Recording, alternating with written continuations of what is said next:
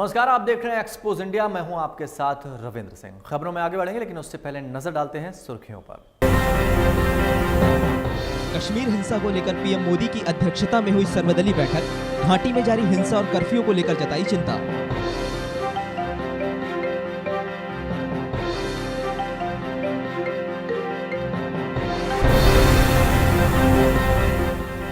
Supreme court ने diesel गाड़ियों पर सुनाया बड़ा फैसला। बड़ी डीजल गाड़ियों के रजिस्ट्रेशन से हटाया बैन, लेकिन देना होगा 1% ग्रीन सेस टैक्स।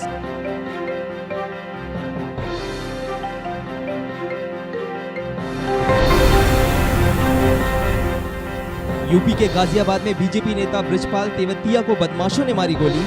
अस्पताल में कराया गया भर्ती। पुलिस ने 6 लोगों को हिरासत में लिया।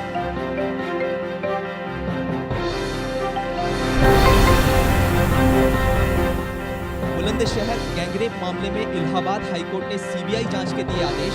17 अगस्त को होगी अगली सुनवाई।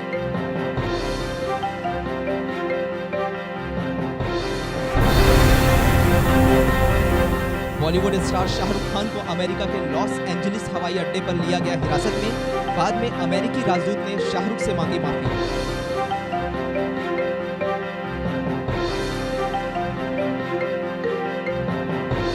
तो बुलेटिन में सबसे पहले बात कश्मीर हिंसा की, जहां पर शुक्रवार को इस मसले को लेकर पीएम मोदी की अगुवाई में सर्वदलीय बैठक बुलाई गई, जिसमें घाटी में जारी हिंसा और कर्फ्यू को लेकर चिंता जाहिर की गई। सूत्रों के मुताबिक बैठक में पीएम मोदी ने साफ शब्दों में कहा कि पाकिस्तान अधिकृत कश्मीर यानी पीओके भारत का अभिन्न हिस्सा है। कश्मीर मसला बिना पीओके के लोगों को शामिल किए हल नहीं किया जा सकता।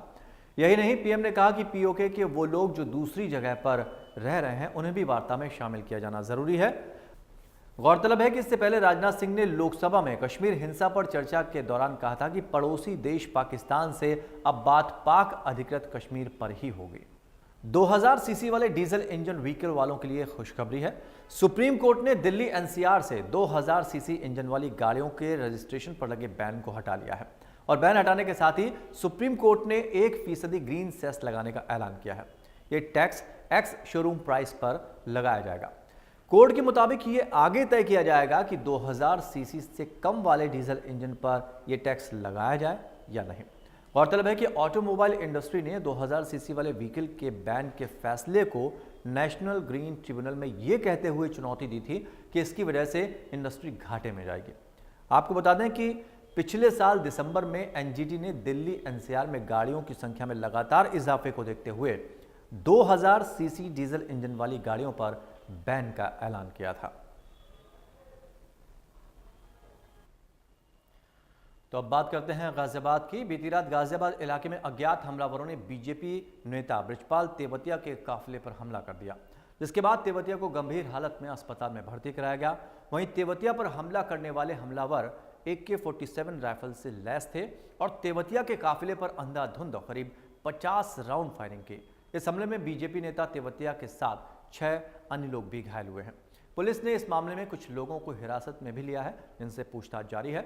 ADG law and order Daljit Singh ने बताया कि हमले में शामिल लोगों की पहचान कर ली गई है, जल्द ही उन्हें गिरफ्तार कर लिया जाएगा।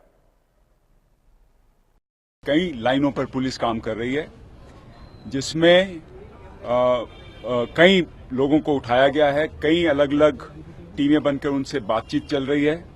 अभी तक की रिकवरी में, जैसे आप जानते हैं, एक AK-47 राइफल, एक मैगजीन और कारतूस, 2 पिस्टल्स और एक कार्बाइन जो राइफल नुमा है, वो सभी फैक्ट्री मेड इंपोर्टेड वेपन्स हैं। ये बरामद हो चुके हैं। करीब आधा घंटा पहले फॉर्च्यूनर गाड़ी जो इस हत्या के प्रयास में इस्तेमाल हुई थी, वो भी अभी बरामद हो गई है।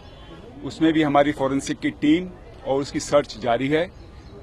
बहुत सारे क्लूज हमारे पास आए हैं। पुरानी पर्सनल एनिमिटीज के मैटर भी चेक किए जा रहे हैं।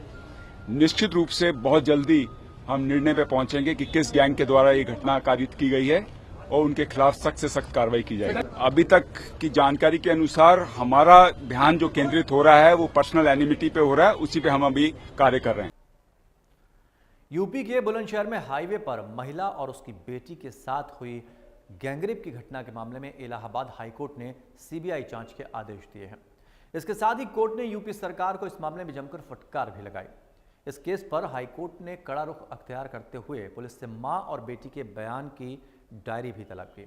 इसके साथ ही कोर्ट ने बुलंदशहर के एसएसपी से पूछा है कि आरोपियों का मेडिकल परीक्षण क्यों नहीं किया गया। आरोपियों को रिमांड पर लेकर पूछताछ करने के आदेश भी दिए गए। इसके साथ ही हाईकोर्ट ने यूपी में महिलाओं के साथ होने वाले अपराधों को रोकने में लापरवाही बरतने वाले पुलिस अधिकारियों के खिलाफ प्रदेश सरकार से कड़ी कार्रवाई करने के निर्देश भी दिए हैं। आपको बता दें कि बुलंदशहर हाईवे पर कार से जा रहे एक परिवार को अगवा करके बदमाशों ने लूटपाट और गैंगरेप की वारदात को अंजाम दिया था। इस घटना में पुलिस की बड़ी लापरवाही सामने आई है।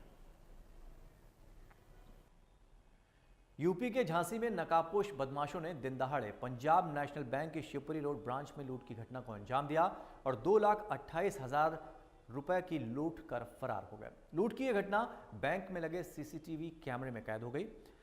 आप अपनी स्क्रीन पर देख सकते हैं कि हेलमेट लगाए कुछ नकाबपोश बदमाश बैंक के अंदर आते हैं और कुछ ही देर बाद साथ में लाए देसी बम से हमला करते हैं।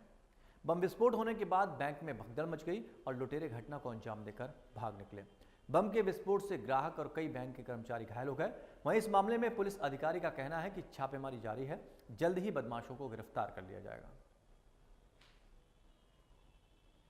यहाँ पर ये शिवपुरी रोड पर जो बैंक की ब्रांच है Punjab national bank unarmed guard वाली ब्रांच थी। यहाँ पर 3 युवक आए और इन्होंने एक देसी बम का इस्तेमाल किया जिससे धुआं भर गया और उसका ट्यूबलाइट इन्होंने फोड़ा, जिससे यहाँ पे जो महिला कर्मचारी काउंटर पे थी और बैंक मैनेजर सभी डर करके हट गए और इन्होंने कैश काउंटर से 2 लाख रुपए लूट लिया है और लूट करके फरार हो गए हैं।